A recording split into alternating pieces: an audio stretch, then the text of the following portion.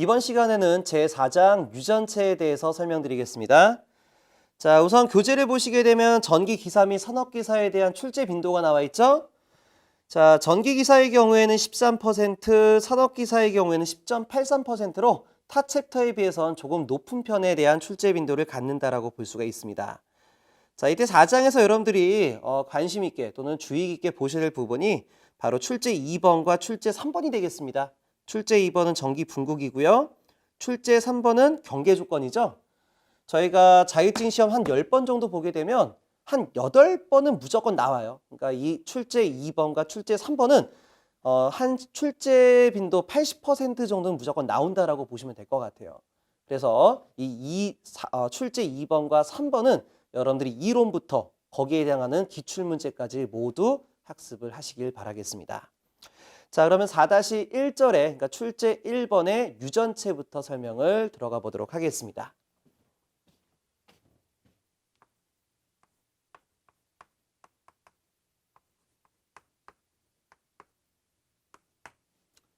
자, 유전체에 대한 정의는 우리가 앞서 2장에서 한번 설명드린 적이 있습니다. 자, 2장에 필기했던 부분을 다시 한번 메모를 해보도록 할게요. 유전체에 대한 정의 첫 번째, 전기적 절연체다라고 표현했었죠? 그렇다면 절연체는 절연체인데 전기적 절연체는 뭐냐? 자, 이 부분은 전기적 성질을 끌어낼 수 있는 절연체를 우리는 유전체다라고 표현을 했었습니다. 자, 그리고 두 번째 정의, 바로 뭐가 있었습니까? 유급분자. 자, 유급분자와 같은 말 두 가지가 있었죠? 첫 번째는 구속전자, 그리고 두 번째는 영구 쌍극자 모멘트라고 했습니다.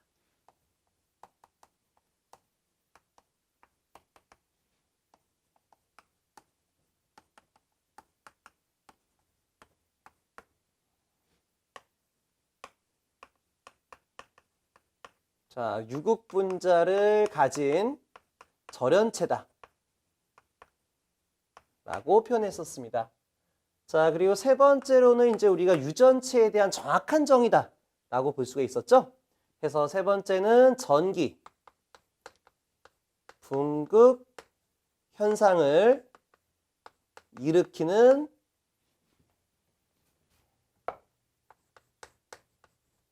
절연체다라고 표현을 해줬습니다. 그래서 이거에 대한 자세한 설명은 2장에서 이미 설명을 드렸기 때문에 생략을 하도록 할게요. 자, 4-1절에 대한 내용도 똑같습니다. 유전체라고 작성되어 있죠? 자, 근데 유전체라고 하면 너무 똑같으니까 제가 이거를 유전율로서 바꿔서 내용을 설명을 드리겠습니다. 자, 이 부분에서 저희가 가져가야 될 부분은 두 가지가 있습니다. 첫 번째는 유전율에 대한 정의입니다. 자, 유전율이라는 거는 전기적 특성을 나타내는 어떠한 비례상수다라고 표현했었죠. 그래서 유전율을 입실론으로 표현했고, 이때 유전율은 진공 중의 유전율과 비유전율의 곱이다라고 표현을 했었습니다. 자, 물론 저희가 2장과 3장에서 나오는 주변 매질은 다 전부 다 진공 상태였죠. 그래서 진공에 대한 비유전율은 우리가 1로서 해석을 해줬습니다. 그렇기 때문에 우리가 유전율이다 그러면은 입실론 제로값만 가지고 저희가 전개를 했었는데 이번 4장에서는요. 입실론 제로뿐만 아니라 비유전율 입실론 S값이 추가로 들어가진다 라고 보시면 돼요. 자, 그리고 우리가 가져가야 될 두 번째 내용은 전기적 특성 변화가 될 것 같습니다. 자, 그렇다면 여기서 말한 전기적 특성은 어떤 것이 있느냐? 크게 세 가지가 있습니다. 첫 번째로는 쿨롱의 법칙에 의한 전기력이 있겠고요. 그러니까 두 전하 사이 작용하는 힘 있죠? 흡입력이나 반발력. 자, 그러한 전기력이 있겠고 두 번째는 전개의 세기가 있습니다. 그 다음에 세 번째로는 콘덴서가 얼마만큼에 대한 전하를 축적할 수 있느냐, 그거에 대한 능력을 나타내는 정전 용량이 있겠습니다. 자, 그래서 우리가 주변 매질을 진공 상태로 했을 때와 거기에 유전체를 삽입시켰을 때 이 세 가지에 대한 특성에 대한 변화율을 나타내는 걸 이 두 번째 항목이다라고 보실 수가 있어요. 그래서 이 부분은요, 저희가 시험의 출제 빈도가 좀 높은 편이라고 볼 수가 있는데, 제가 4-2절과 4-3절을 중점적으로 봐라. 자, 이렇게 강조했던 부분은 이 4-1절에 대한 새로운 내용이 없어요. 저희가 2장과 3장에 했던 내용을 그대로 가져가면서 거기에 추가된 게 딱 하나밖에 없습니다. 요거요. 입실론 S만 추가됐을 때 어떻게 바뀔 거냐. 자, 이렇게 들어가는 거기 때문에 이 4-1절에 대한 내용을 여러분들이 깊이 있게 공부할 필요가 없다라고 볼 수가 있습니다. 이미 여러분들이 2장과 3장에서 다 전부 다 학습했던 내용이다라고 보시면 될 것 같아요. 자, 우선 첫 번째 우리 교재를 보시게 되면 비유전율에 대해서 정의를 내리고 있죠. 비유전율은 우리가 입실론 S 또는 입실론 R로서 표현하고 있습니다. 자, 우리가 2장에서 이 부분을 어떻게 설명을 했습니까? 자, 우리가 재질과 크기가 똑같은 두 개의 콘덴서를 놓아두고요. 이렇게 두 개의 콘덴서를 놓고 첫 번째 콘덴서는 양 극판 사이를 진공 상태로 만듭니다. 자, 이렇게 만들어진 콘덴서를 우리가 진공 콘덴서. 자, 이때 용량을 C0라고 불러주도록 하겠습니다. 자, 두 번째는요. 이 사이에다 유전체를 삽입하는 거예요. 그래서 뭐 여러 가지 유전체, 매질이 있겠지만 저희는 유리를 삽입시켰다라고 가정을 하도록 하겠습니다. 자, 그렇다면 이렇게 만들어진 유리 콘덴서가 가지고 있는 정전 용량을 C라고 표현할게요. 그렇다면 두 콘덴서의 용량은 어떤 것이 더 클까요? 저희가 앞에서 계속 학습했었죠? 자, 유전체를 삽입했을 때 콘덴서 용량이 더 증가한다라고 표현을 했습니다. 자, 그래서 여기서 나오는 비유전율에 대한 정의는 뭐냐? 자, 비유전율 입실론 S는 진공 콘덴서가 가지고 있는 용량을 기준으로, 자, 얘를 레퍼런스화해서 유전체 콘덴서 크기를 비교한 거예요, 이렇게. 해서 두 크기에 대한 비례상수를 우리가 입실론 S다라고 표현한 겁니다. 자, 그러다 보면 우리가 C0보다는 C값이 더 크다라고 했죠? 그럼 이때 비유전율은 항상 1보다 큰 값을 얻는다라고 볼 수가 있겠습니다. 그래서 비유전율에 대한 특징 세 가지는요. 첫 번째, 진공이 가지고 있는 비유전율은 C0분의 C0를 나타낸 거니까 1이 되겠죠? 그래서 진공 중의 비유전율은 1이 되겠고요. 그리고 일반적인 유전체가 가지고 있는 비유전율은 모두 다 1보다 크면서 매질의 종류에 따라 그 크기가 다 달라진다라고 볼 수가 있겠습니다. 자, 이 부분 기억을 해주시고요. 물론 이거를 통해서 우리가 알 수 있는 게 바로 뭐예요? C는 입실론 S C0가 되는 거예요. 그래서 우리가 진공 콘덴서에다가 유전체를 삽입하게 되면 용량은 얼마만큼 증가하냐? 바로 입실론 S배만큼 증가한다. 자, 이러한 전기적 특성을 우리가 알 수 있다라는 겁니다. 자, 그러면 두 번째, 전기적 특성 변화라고 한번 작성을 해보도록 할게요. 자, 우선 첫 번째 전기력입니다. 자, 두 개의 전하가 이렇게 놓여져 있습니다. 자, 이때 전하의 크기를 Q1과 Q2라고 불러줄게요. 자, 그렇다면 이 주변 공간을, 그러니까 주변 매질을 우리가 진공 상태라고 했을 때 이때 발생하는 전기력을 우리가 F0라고 불러주도록 하겠습니다. 자, 그렇다면 F0 값. 자, 매질을 진공으로 했었을 때 두 전하 사이에 작용하는 힘 얼마였어요? 쿨룽의 법칙에 의해서 4파이 입실론 제로 R자 승분의 Q1, Q2가 되겠죠? 자, 단위는 뉴턴이었습니다. 자, 그렇다면 이 공간 속에다가 우리가 유전체를 삽입하는 거예요. 물론 이게 절연유가 될 수가 있고요. 그러니까 기름이요. 기름이 될 수도 있고 또는 물 또는 아까와 같은 유리, 종이. 자, 이런 유전체를 삽입하게 되면 이때 힘은 얼마가 될 것이냐. 자, 이때 이 유전체들이 가지고 있는 비유전율을 우리가 입실론 S다라고 표현해 보도록 하겠습니다. 자, 그렇다면 이때에 대한 힘은 당연히 줄어들겠죠. 두 개의 전하 사이에 절연체를 삽입하다 보니까 힘은 줄어들 수밖에 없어요. 그렇다면 그때에 대한 힘의 크기는 얼마냐? 자, 유전체를 삽입했을 때 힘을 F라고 하게 되면 그때 힘은요 4파이 입실론 제로 이 뒤에 입실론 S가 추가가 되겠죠. 그리고 Q1, Q2가 됩니다. 자, 우리 1번식에서 입실론 S가 들어가 있는 게 아니라 우리가 앞에서 얘기했던 것처럼 진공의 비유전율 1로서 표현한 거죠. 그렇기 때문에 여기에는 입실론 S를 생략시킨 거예요. 근데 여기에 유전체를 삽입하게 되면 입실론 S배만큼 여기에 추가로 곱해진다라고 보시면 돼요. 자, 그래서 이 부분을 다시 한번 정리하게 되면 입실론 S분의 F0다라고 다시 한번 쓸 수가 있습니다.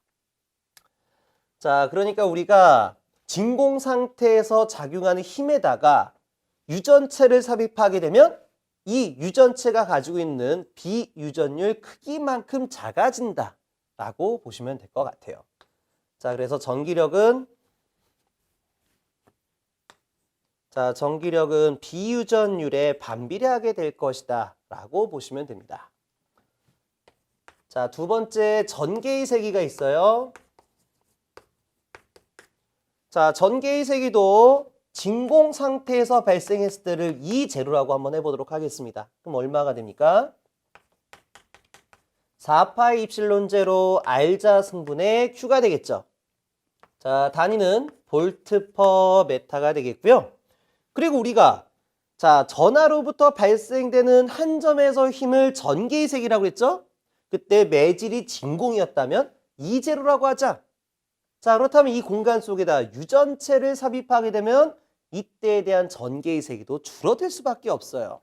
그럼 얼마가 될 거냐? 자, 뭐 이게 쓰나마나죠? 뻔한 거니까.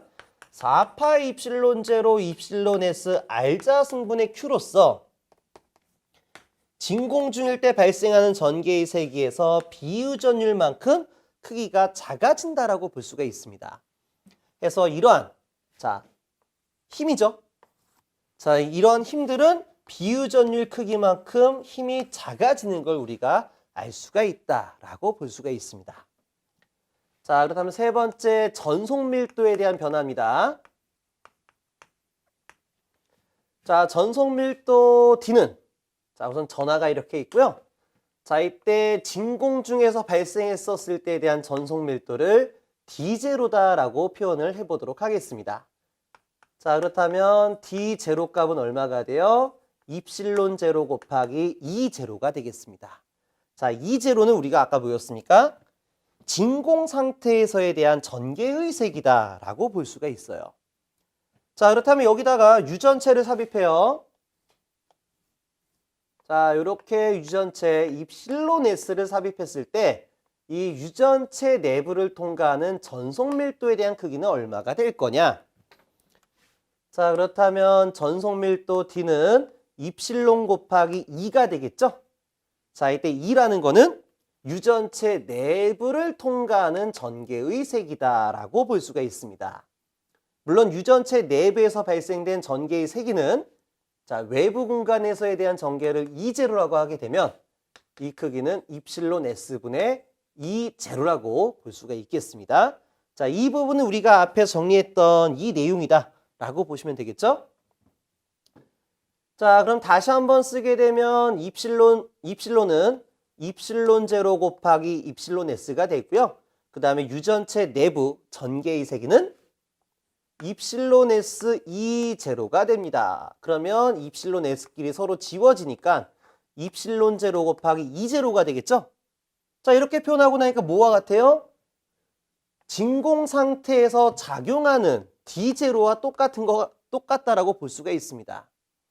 그래서 여기서 말하는 전속 밀도. 자, 이 전속 밀도와 같은 글자가 유전속이거든요. 또는 우리가 전속선이라고도 불러주고 있습니다. 자, 유전속, 전속선 또는 전속 밀도는 진공 상태에서 발생했던 크기와 유전체 내부에서 발생하는 크기가 모두 같다라는 걸 알 수가 있습니다. 다시 말해 전속 밀도라는 거는 유전율과 관련이 없다. 유전율 크기와 관련이 없다. 자, 이렇게 정의를 내릴 수가 있겠죠.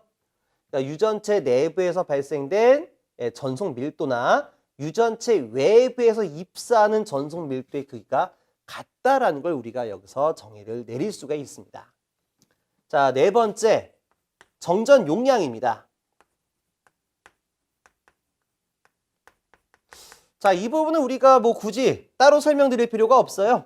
자, 여기 나와 있는 정의식에 의해서 정전 용량은 비유전율 곱하기 진공 중의 정전 용량이다 라고 표현했던 거죠. 그래서 자, 여기서는 C 이코르 입실론 S C0가 됩니다. 그러니까 진공 콘덴서에다가 유전체를 삽입하게 되면 비유전율 크기만큼 용량이 증가할 것이다 라고 볼 수 있겠고요. 그렇다면 콘덴서에는 얼마만큼의 전하량이 축적되겠습니까? Q는 CV라고 그랬죠. 물론 C는 입실론 S C0 V라고 말할 수가 있습니다. 자, 따라서 유전체를 삽입하게 되면 비유전율 크기만큼 더 많은 전하량을 충전할 수가 있다라고 볼 수가 있겠습니다. 자, 다섯 번째로 가우스의 법칙을 한번 써보도록 할까요? 자, 다섯 번째로 가우스의 법칙입니다. 자, 첫 번째 전기력선이요. 전기력선수. 자, 전기력선수 N은 입실론분의 Q계다라고 말할 수가 있어요. 우리가 앞서 2장에서는 입실론 제로분의 Q계다라고 표현했었죠? 그거는 우리가 주변 매질이 진공이었을 때만 사용하는 공식입니다. 자, 근데 이 매질 공간에 유전체가 있었다면 그때에 대한 전기력선은 입실론분의 Q계가 돼요. 자, 다시 한번 풀어쓰게 되면 입실론 제로, 입실론 S분의 Q가 되죠? 물론 진공 상태에서 진공 중에 전기력선 수를 우리가 N0라고 하게 되면 N0는 입실론 제로분의 Q계 아니에요. 따라서 위에 있는 전기력선 수 공식을 입실론 S분의 N0다라고 말할 수가 있습니다. 물론 전기력선 수라는 건 뭐예요? 전기의 힘을 선의 숫자로 표현한 거죠. 그렇기 때문에 어차피 전기력선이라는 건 전기의 세기와 같은 개념이에요. 그래서 앞에서 자, 유전체 내부에서 발생한 전기의 세기는 진공 상태에 대한 전기의 세기를 입실론 S로 나누는 것과 같다라고 표현한 것과 같이 자, 가우스 법칙에 의해 발생한 전기력 선수는 진공에서 발생된 전기력 선수를 비유전율로 나눈 거로 해석할 수가 있다라고 볼 수가 있겠습니다. 자, 두 번째 전속선수요. 우리가 2장에서 전속선수는 Q계와 같다. 다시 말해 유전율과는 관계가 없다. 이렇게 표현을 했었습니다. 자, 이 부분에 대한 내용을 보충 설명한 것이 바로 이 세 번째 조항이에요. 지금 보시게 되면 진공속에서 작용하고 있는 전속 밀도나 유전체 내부에서 작용하는 전속 밀도의 크기는 서로 같다라고 했죠? 네, 그래서 우리가 주변에 있는 유전체와 관련이 없다라고 표현을 했었습니다. 해서 전속선수는 유전체 내부나 진공 상태나 모두 크기가 일정하다라고 볼 수가 있어요. 자, 우리가 이 전속선수에 대한 정의는 어떻게 가져왔습니까? 전속 밀도는 입실론 곱하기 전개의 세기다라고 표현했었죠. 해서 전개의 세기를 우리가 뭐라고 표현한 겁니까? 전기력 선수로 표현한 거죠? 그럼 전기력 선수 요 공식에다가 입실론만 곱한 것이 바로 전속선에 대한 개념이 된다라고 2장에서 학습을 했습니다. 해서 전속선은 오직 전하 크기에 의해서만 결정된다라고 볼 수가 있겠습니다. 자, 물론 추가적으로 여섯 번째에 대한 정의식을 또 내리게 되면 우리가 에너지에 대한 관계가 있어요. 그래서 에너지에는 우리가 콘덴서에 축적되는 에너지 얼마? 2분의 1 CV 자승이 있겠고요. 그리고 콘덴서 양 극판 사이에서 발생되는 정전 에너지 또는 에너지 밀도는 2분의 1 입실론 2 자승이 있겠죠. 자, 그 다음에 양 극판 사이에서 작용하는 정전 응력은 2분의 1 입실론 2 자승 뉴턴 퍼 메타 제곱이 있습니다. 그러니까 여기에서 나와 있는 이 입실론. 자, 전에는 우리가 입실론 제로라고 썼지만 이제부터는 입실론 제로 곱하기 입실론 S에 해당하는 그냥 유전율로 집어넣으면 된다라고 보시면 되고요. 이때 정전 에너지, 자, 이 부분도 이 C 대신에 입실론 S C 제로로 바꿔 쓸 수가 있는 거죠. 그렇기 때문에 이때 에너지나 힘에 대한 관계 또한 역시 입실론 S배만큼 상승하는 걸 우리가 알 수가 있을 것 같습니다. 그래서 우선 4-1절에 대한 내용은 그렇게 많지가 않아요. 우리가 2장에서 학습했던 이 공식들, 2장과 3장이죠. 2장과 3장에서 학습했던 이 공식에 대해서 유전체를 삽입했을 때 그 크기가 얼마로 변화가 될 것이냐. 자, 그 부분에 대해서만 정의를 내리시면 될 것 같습니다. 자, 그렇게 어려운 부분은 아니었죠?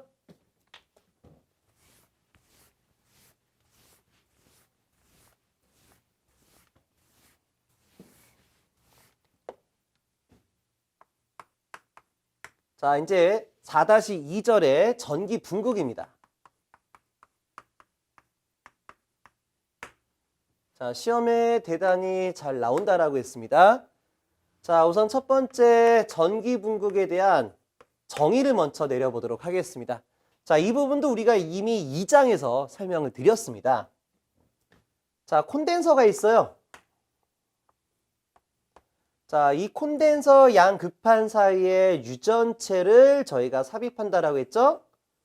물론 유전체에 대한 정의는 뭐였어요?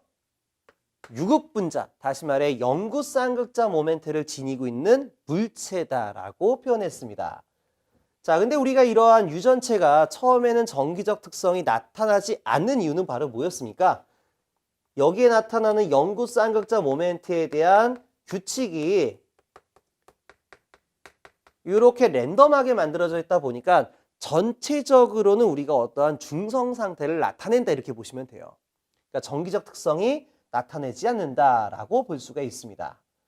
자, 근데 여기다가 우리가 외부 공간에 플러스와 마이너스에 대한 전하를 충전시켰다라고 보도록 하겠습니다. 자, 이렇게 외부에 놓여진 전하를 우리가 Q라고 불러주고요. 이때 전하를 진전하라고 불러주도록 할게요.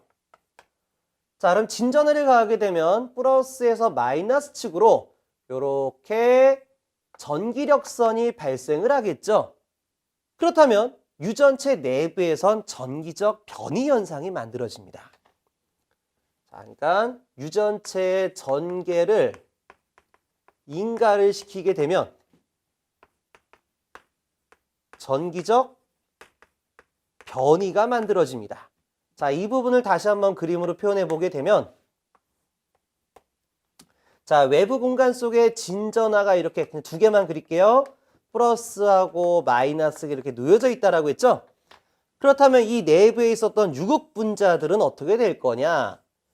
자, 이렇게 쌍극자에 대한 형태를 띄우고 있습니다. 전부 다. 그러면은 당연히 플러스 쪽으로 마이너스가 근접할 것이고요. 그리고 마이너스 쪽에는 플러스가 근접할 거예요. 그래서 내부에 있었던 이런 유극 분자들은 전기적인 변이 현상을 일으킴으로써 여기가 마이너스, 플러스 이러한 쌍극자에 대한 배열을 갖는다라고 볼 수가 있어요. 자, 물론 여기에는 똑같이 마이너스, 플러스에 대한 쌍극자가 있고요. 여기도 마이너스, 플러스 이렇게 쌍극자가 재배열이 되겠죠. 물론 여기도 마찬가지고요. 자, 이렇게 재배열이 된 상태에서 자, 여기에는 쌍극자와 인근에 있는 쌍극자를 보니까 플러스와 마이너스가 만났어요. 물론 이 두 개의 크기는 같겠죠. 그러다 보니까 이 두 개, 요 두 개, 요 두 개, 요 두 개가 서로 중화작용에 의해서 없어지게 되는 거예요. 전기적 특성의 크기가 없어지게 되는 겁니다. 자, 그러면 전기적 변이 현상을 일으키면서 중화작용 또는 중화 현상이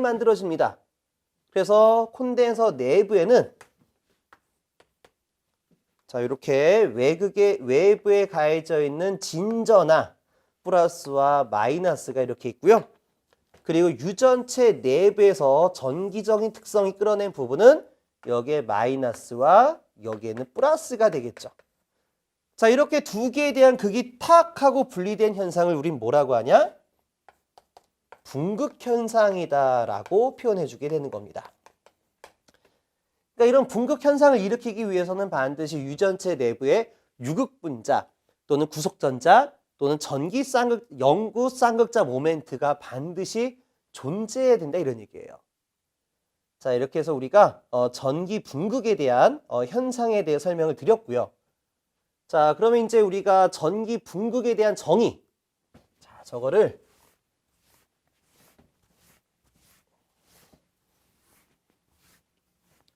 자, 이렇게 한번 써보도록 하겠습니다. 전기 분극이라 쓰지 말고 분극의 세기의 정의라고 보도록 하겠습니다. 자, 이때 분극의 세기란 말은 뭐냐면요. 이때 우리가 분극 현상이 발생했을 때 이 단위 면적당 작용하게 되는 분극 전하의 크기예요. 제가 이거 아까 말했는지 모르겠습니다. 자, 콘덴서 외부에 가해진 전하를 진전하라고 불렀고요. 이렇게 분극 현상에 의해서 만들어진 이 새로운 전하를 우리는 앞으로 Q'이라고 불러가지고요. Q'이라고 불러서 분극 전하량이다 또는 분극 전하다 라고 표현을 해보도록 하겠습니다. 그래서 분극의 세기의 정의란 건 뭐냐?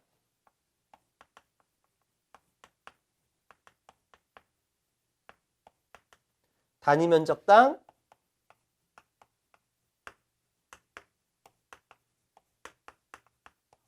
분극 전하의 크기로서 표현을 해줄 수가 있습니다. 자, 그렇다면 정의를 통해서 정의식을 다시 한번 써보도록 할게요. 분극의 세기의 기호를 우리가 앞으로 P라고 불러주도록 할게요. 그래서 분극의 세기는 단위 면적당 분극 전하의 크기 Q'이다 라고 표현할 수가 있어요. 자, 물론 이때 이 분극 전하라는 건요. 이렇게 독립적으로 존재하는 것이 아니라 쌍극자 모멘트, 이런 쌍극자에 대한 형태를 가지고 있겠죠. 해서 이때 플러스와 마이너스의 미소한 거리를 우리가 델타라고 표현을 해보도록 할게요. 자, 그래서 이때 분모 분자 자리에다가 델타를 곱해주게 되는 거예요. 그러면 면적 곱하기 거리는 최적이 되는 거죠. 그래서 단위 최적당 그리고 전하량 곱하기 쌍극자 간의 거리는 전하량 곱하기 거리는 쌍극자 모멘트라고 그랬죠. 그래서 최적분의 쌍극자 모멘트로 다시 한번 정의를 내릴 수가 있습니다. 그래서 여기서 정의는 우리가 단위 면적당 분극 전하의 크기다 라고 표현했지만 우리가 이렇게 미소 길이를 곱해줌으로써 단위 치역당 전기 쌍극자 모멘트, 자, 이렇게 정의를 내려도 상관이 없겠습니다. 자, 여기서에 대한 기호는 컬럼 퍼 메타 제곱이 되겠죠? 자, 그러다 보니까 여기 앞에 식만 보니까 어떤 차원을 갖는 거예요? 바로 전속 밀도와 같은 차원을 갖게 되는 거죠. 그래서 전속 밀도라는 거는 단위 면적당 진전하에 대한 정의가 되는 거죠.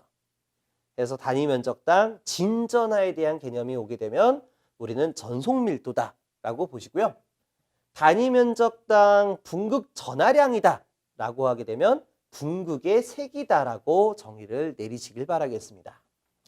자, 추가적으로 우리가 기억할 게 뭐가 있냐면 2장에서 학습하셨던 전속 밀도와 전하 밀도에 대한 관계예요. 자, 이런 말이 있었죠? 전속과 전하의 크기는 같다. 단 차이가 뭐가 있었어요? 전속은 벡터에 대한 관계고요. 그리고 전하는 스칼라에 대한 관계였죠? 그렇기 때문에 우리가 앞서 2장에서 학습했던 내용이 뭐가 있었어요? 전속 밀도를 스칼라화 시키면 전하 밀도가 된다 이런 얘기죠. 그러니까 전속 밀도를 스칼라시키면 전하 밀도가 만들어진다라고 했습니다. 해서 면전하 밀도를 우리가 시그마 또는 로우 S라고 불렀어요. 해서 이거에 대한 크기는 전속 밀도를 스칼라 취급한 것과 같다라고 표현할 수가 있습니다. 자, 그리고요, 세 번째로 그렇다면은 자, 이러한 두 개에 대한 차원을 보셨으니까 전속 밀도에 대한 스칼라가 바로 전하 밀도였다면 분극의 세기를 스칼라화 시키면 뭐가 되겠어요? 바로 분극 전하 밀도가 된다라고 표현할 수가 있어요. 자, 이때 시그마와 로우 S를 우리가 진전하 밀도라는 단어를 한번 쓰도록 할게요. 그렇다면 분극 전하 밀도는 어떻게 표현하냐? 시그마 프라임 또는 로우 S 프라임이다 라고 표현하시고요. 요거를 우리가 분극 전하 밀도라고 약속을 할게요. 자, 이 크기는 분극의 세기를 스칼라화했다 라고 이 두 가지에 대한 사항도 추가로 기억을 해 주시길 바랍니다.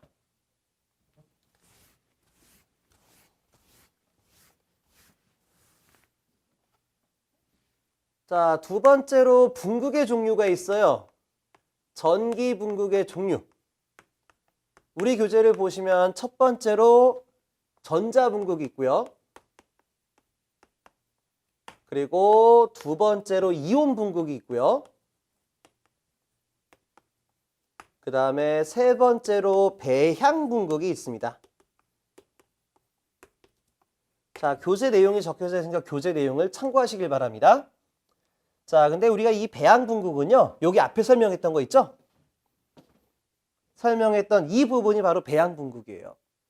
유전체에다가 전개를 인가했더니 유전체 내부에 있었던 구속전자의 전기적 변이가 발생해 줌으로써 이때 구속전자가 재배열 현상이 만들어지죠? 그러면서 중화작용이 발생합니다. 중화현상이. 해서 가운데 부분에 대한 전기적 특성이 서로 중화가 돼. 다시 말해 전기적 특성에 의해 중성이 되다 보니까 최외곽에 마이너스와 플러스만 남는 분극 현상이 만들어지게 되는 거예요. 그래서 이렇게 작용하는 걸 우리가 배향 분극이다라고 보시면 돼요.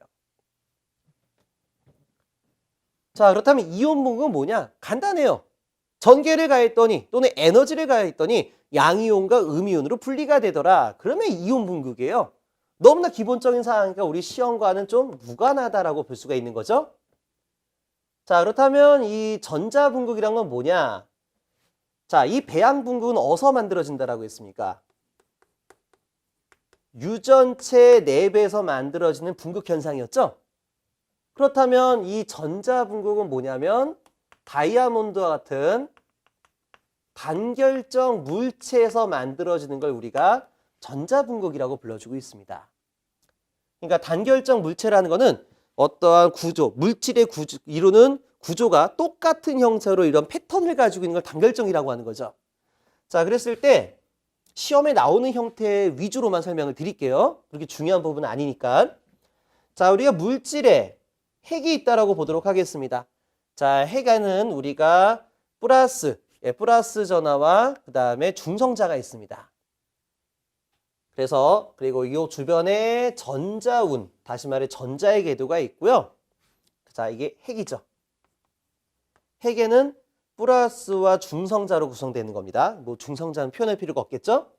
그래서 플러스에 대한 전하가 존재할 것이고, 그리고 이 주변에 전자에 대한 궤도에 대해서 이러한 자유전자가 놓여지게 될 거다라고 볼 수가 있습니다.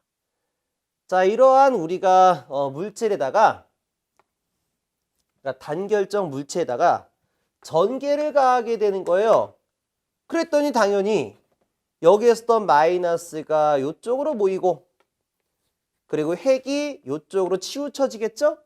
그러면서 하나의 플러스와 마이너스가 분리가 되는 분극 현상이 만들어지는 거예요. 자, 이 부분을 우리가 전자분극이다라고 표현하고 있습니다. 그래서 여러분들이 뭐 깊이 있게 가져가지 마시고 포인트만 가져가세요. 전자분극에 대한 시험 포인트가 뭐냐?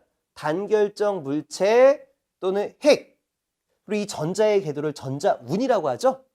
그러니까 단결적 물체, 핵, 전자운. 자, 이런 단어가 나오면 전자분극이다 라고 기억하시고요. 이온 분극은 시험에 나올 케이스가 없습니다. 자, 그다음 배양분극이라는 거는 뭐 유전체 내부에서 발생을 하지만 시험에 나오는 포인트는 뭐냐? 주변 온도에 영향을 받는다 이런 얘기예요. 자, 아무래도 이제 우리가 주변 온도에 따라서 이 유전체 내부에 있었던 구속전자에 대한 이동 속도는 달라지겠죠. 그러다 보니까 주변 온도에 밀접한 영향을 갖는 게 바로 배양분극이다 라고 기억을 해주시면 좋겠습니다.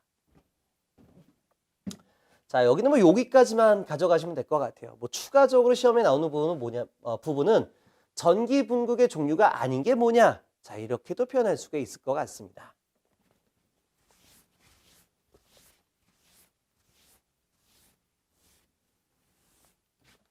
자, 그리고 전기분극에서 가장 시험에 나오는 부분이 바로 세 번째입니다. 전개의 세기와 분극의 세기의 관계입니다. 자, 대단히 중요합니다. 자, 우선은 우리가 진공 콘덴서가 있다라고 보도록 할게요. 자, 이때 콘덴서 외부에 진전하를 인가합니다. 이렇게. 자, 진전하를 인가하게 되면 자유공간 속에서의 전개가 나가지겠죠? 이거를 우리가 E1이라고 불러줄게요. 물론 전속밀도 D1이다라고 다시 한번 표현을 할 수가 있습니다. 자, 그렇다면 여기다가 유전체를 이렇게 삽입을 시켰을 때 유전체 내부에 대한 전기적 특성 변화는 어떻게 만들어질까요? 자, 이때 작용하는 전기의 세기를 E2라고 말할 수도 있고 이때에 대한 전속선을 D2라고 얘기할 수가 있습니다. 자, 물론 우리가 앞에서도 정의를 내렸지만 자, D1과 D2에 대한 관계는 어떻게 됩니까? 자, 첫 번째 D2는 입실론 곱하기 E2다라고 말할 수가 있어요. 자, 그렇다면 입실론이라는 거는 입실론 제로, 입실론 S가 되겠죠. 자, 이때 유전체가 가지고 있는 비유전율을 입실론 S라고 보도록 하겠습니다. 자, 그 다음에 E2의 크기는 얼마가 돼요? E2는 입실론 S분의 E1이다 이렇게 표현할 수가 있겠죠? 자, E1은 뭡니까? 진공 상태에서에 대한 전개이색이고요. E2는 유전체에서 발생하는 전개이색이죠. 그렇기 때문에 유전체 내부의 전개는 진공 상태에 대한 전개에서 비유전율만큼 크기가 작아진다라고 했어요. 그래서 곱하기 입실론 S분의 E1이다라고 표현할 수가 있죠. 그럼 서로 이게 지워지니까 나오는 건 뭐예요? 입실론 제로 곱하기 E1이 돼서 D1으로서 나타낼 수가 있습니다. 자, 이건 우리가 4-1절에서 한번 썼었죠. 자, 이제 두 번째로 전개의 세기 크기를 한번 비교해 보도록 할까요? 자, E2의 크기는 자, 여기에 정의를 했었죠. 입실론 S분의 E1이다라고 나타낼 수가 있습니다. 자, 근데 이 본 공식을 근본적으로 다시 한번 해석해 보게 되면 자, 이렇게 나타낼 수가 있어요. 똑같은 그림 다시 한번 그려볼게요. 자, 자유공간 속에서 진행되는 전개를 E1이라고 그랬죠. 그렇다면 여기다가 유전체를 삽입하게 되면 자, 유전체 내부에선 어떤 현상이 만들어진다고요? 전기 분극 현상이 만들어진다라고 했어요. 자, 외부에 우리가 진전하가 이렇게 가해집니다. 그럼 유전체 내부에서는 여기에 플러스, 여기에 마이너스의 분극 전하량이 만들어져요. 자, 이때 모든 전기력선은 플러스로 시작해 마이너스로 끝나는 거죠. 그렇기 때문에 여기 진전하에 의해서 발생되는 전기 이완은 이렇게 진행되는 거예요. 그렇다면 이때 전개에 의해서 만들어진 분극 전하요. 이때 분극 전하에 의해서 플러스에서 마이너스로 이렇게 분극선이 만들어지겠죠? 분극선이. 그렇다면 분극선의 크기는 얼마가 될까요? 자, 우리가 전속 밀도. 자, 여기 앞에서 한번 다시 볼까요? 전속 밀도와 같은 차원을 가지고 있는 게 바로 뭐다? 분극의 세기다라고 표현을 했었습니다. 그리고요, 전속 밀도는 입실론 곱하기 전개의 세기가 되는 거죠. 그렇기 때문에 전개에 대한 차원을 갖기 위해서는 전속 밀도를 유전율로 나눠주면 된다 이런 얘기예요. 그렇기 때문에 여기 나와 있는 분극의 세기를 통해서 전속선을 구하기 위해서는 분극의 세기를 유전율로 나누면 된다라고 볼 수가 있습니다. 자, 그래서 분극선에 대한 크기를 유전체가 가지고 있는 유전율 입실론분의 P다라고 정의를 내리겠습니다. 자, 그래서 이 두 개의 크기를 이 두 개를 빼준 게 바로 E2가 되는 거죠. E2. 자, 다시 한번 써볼까요? E2를 어떻게 정의한다? 진전하에 의해서 만들어진 전개에다가 분극전하에 의해서 만들어진 분극선의 크기를 빼주는 거예요. 자, 분극선 하면은 분극의 세기에 대한 차원이기 때문에 분극전하에 의한 전기력선을 빼주면 되는 겁니다. 자, 요렇게요. 입실론분의 P라고요. 자, 그럼 우리가 이 식에다가 양변의 입실론, 다시 말해 입실론은 입실론 제로 곱하기 입실론 S죠? 입실론 제로 곱하기 입실론 S를 양변에다 모두 한번 곱해 보세요. 그러면은 입실론 제로, 입실론 S, 입실론 S 2완 이코르 입실론 제로, 입실론 S 2완 빼기 P가 되는 겁니다. 입실론을 다 곱한 거지 이렇게. 그러면 이제 이게 지워지죠? 지워져요. 자, 그럼으로써 여기 나와 있는 P값에 대한 공식을 만들어낼 수가 있습니다. 해서 P는 이거 두 개 자리를 바꿔주면 되겠죠? 해서 분극의 세기 P는 입실론 제로, 입실론 S 2완 마이너스 입실론 제로 2완이 되겠습니다. 자, 그럼 입실론 제로 2완으로 묶여지겠죠? 그러면 입실론 제로 가로 열고 입실론 S 마이너스 1 가로 닫고 2완이 되는 거예요. 자, 물론 이 부분을 다시 한번 정리하게 되면은요. 자, 전속 밀도로 나눠 보도록 할게요. 전속 밀도로. 자, 우리 전속 밀도는 입실론 곱하기 2죠. 그러면은 얘는 입실론 제로, 입실론 S 2가 되기 때문에 얘를 전속 밀도라고 표현하게 되면 전속 밀도 가로 열고 1 마이너스 입실론 S분의 1로서 이렇게 묶어진다 라고 볼 수가 있는 겁니다. 그래서 우리가 여기 나와 있는 이 결과 공식을 여러분들은 반드시 기억을 해 주셔야 된다 라고 볼 수가 있어요. 근데 이게 되게 단순한 것 같으면서도요, 여러분들 개념을 잡으려면 좀 헷갈려요. 그래서 여기 두 번째 그려진 이 그림을 가지고 생각을 해 주시길 바랍니다.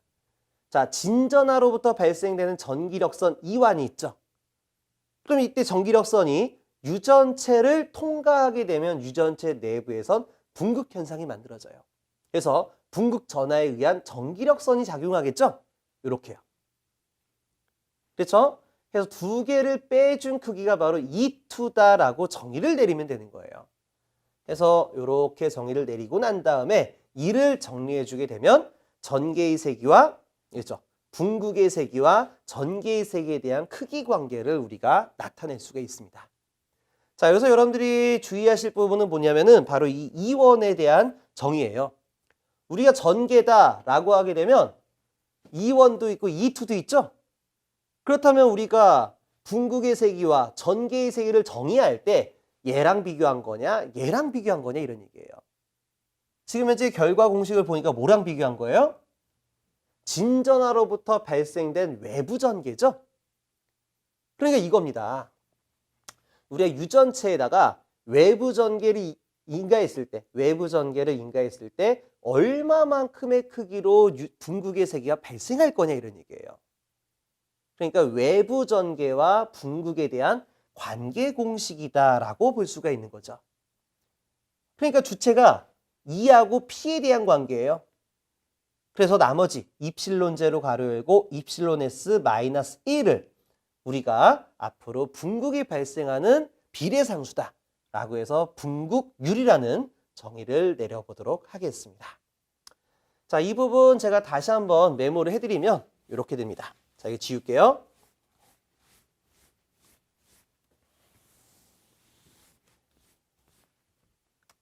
자, 중요하니까 연두 색깔로 한번 써보도록 하겠습니다. 붕괴의 세기 P는 얼마가 나온다고요? 입실론 제로 가로 열고 입실론 S 마이너스 1의 전개의 세기가 만들어집니다. 자, 물론 이걸 입실론 제로 2라고 이렇게 묶어서 쓸 수도 있겠지만은 이렇게 분리를 시켜서 묶은 이유는 뭐냐? 다시 말해. 자, 이렇게 쓰지 않고 2를 굳이 뒤로 넘긴 이유가 뭐냐? 자, 그거는 뭐냐면 전개와 붕괴의 세기에 대한 관계성을 바라봐야 되기 때문에 전개를 뺀 나머지를 비례상수와 처리시키는 거예요. 그렇기 때문에 이 값을 전개의 세기를 맨 뒤쪽으로 보냈다라고 보시면 돼요. 자, 그럼 요거 이렇게 넘겨주고 이렇게 넘겨주게 되면 어떻게 돼요? 입실론 제로, 입실론 S 2 마이너스 입실론 제로 2가 되겠죠? 그래서 이 부분을 전속밀도라고 바꿔쓰게 되면 전속밀도 마이너스 입실론 제로 곱하기 2라고 표현할 수가 있고요. 물론 자, 요거 여기 부분을 제가 D라고 쓰게 되면은 여기에서는 전속밀도에서 뭐만 빠진 거예요? 입실론 S만 빠진 거죠? 그러니까 입실론 S분의 D라고 표현할 수가 있어요. 자, 그럼 D로 묶어주게 되면 어떻게 돼요? D 가로 열고 1 마이너스 입실론 S분의 1이 되겠죠?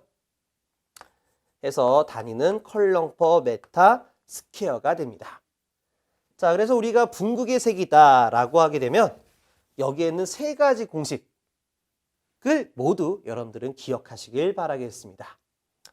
자, 그 다음에 이제 이 부분을 제가 뭐라고 표현했었어요? 이 부분을 붕괴율이다라고 말했었죠? 그래서 첫 번째 붕괴율을